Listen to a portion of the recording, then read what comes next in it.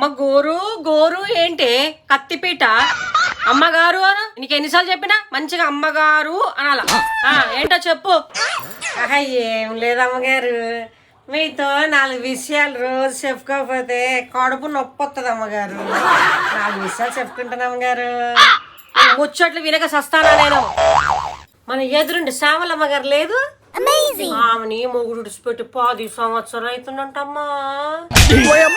మరి మన పక్కింటి పద్మమ్మ లేదా, ఆ అమ్మగారిని రోజు మొగుడు ఒకటే తాగొచ్చి కొడతనే ఉంటాడంటమ్మా. కొట్టి కొట్టి అమ్మగారు ఇట్ట అయిపోయాడు. మరేమోనమ్మా మన వీధి చివర నాగమని అమ్మగారు లేరా, ఆమెనికి అసలు మొగుడే లేడంటమ్మా. మొగుడు చచ్చి 5-6 సంవత్సరాలు అయిందంట. అయినా నాకు ఇలాంటి ముచ్చట్లు నువ్వు ఎందుకు చెప్తున్నావే? నాకు పని పాట ఏం లేదా నీకు? పని ఎందుకు లేదమ్మా? 4 నెలల పని చేస్తా కదమ్మా.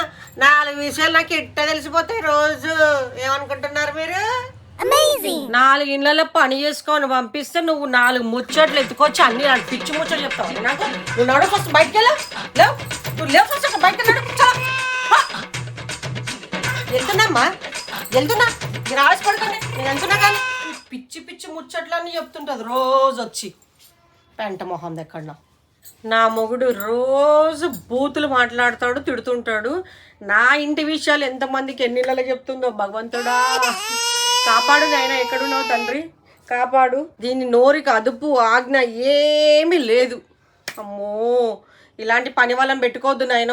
మన ఇంట్లో పని మనమే చేసుకోవాలి, ఇంకా తప్పదు. పని వాళ్ళని పెట్టుకొని పరువు తీసుకునే కంటే మన పని మనం చేసుకోవడం బెటర్, బెస్ట్. కానీ మనకేం చేత కాదు కదా, కానీ చేసుకోవాలి, మన పని మనం చేసుకోవాలి.